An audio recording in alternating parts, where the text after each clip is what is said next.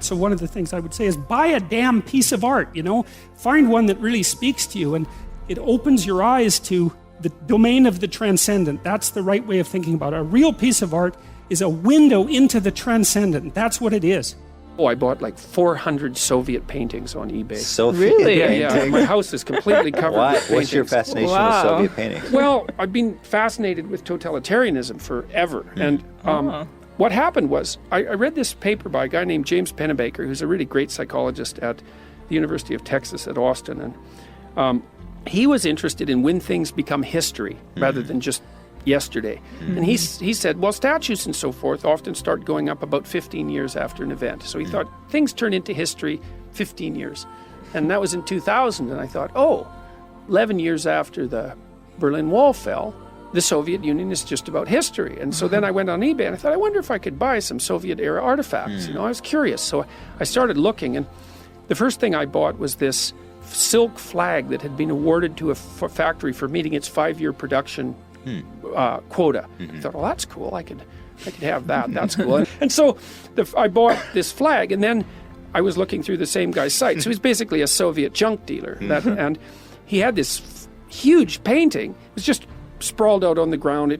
One photo that was bad had a big rip in the corner. It was Lenin and Trotsky and Dzerzhinsky, who'd run the KGB, announcing the establishment of the Soviet Union in the Winter Palace at St. Petersburg. And it was like 10 feet long and 8 feet high. And it was really high-quality painting. Original? Original, yeah. And the Soviets had state-sponsored artists, and they would pay them to make these paintings for their big buildings, and they'd pay them like 3 months' salary for a painting.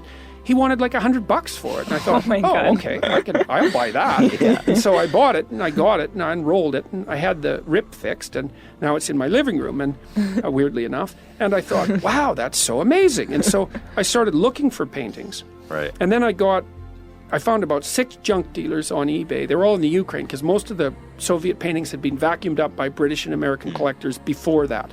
And so I just bought every one I could get my hands on. So I have this crazy collection. You were going to have one of the best Marxist collections of art of all time. But I also really like the paintings because they're this weird battleground. They're a battleground between art, because the quality of the artist is extraordinarily high, and propaganda. And you can see the art, which is a much powerful force than propaganda. You can see the art and the propaganda struggling on the canvas. And over time, you can see the art winning. Because like in 100 years, that painting of Lenin, it'll hardly be a painting of Lenin at all, because who the hell will anyone know? No one will know anything about Lenin, or no more than we know about Napoleon. Sure. But it'll still be a great painting. And so the art wins across time. If it has quality, the art supersedes the propaganda.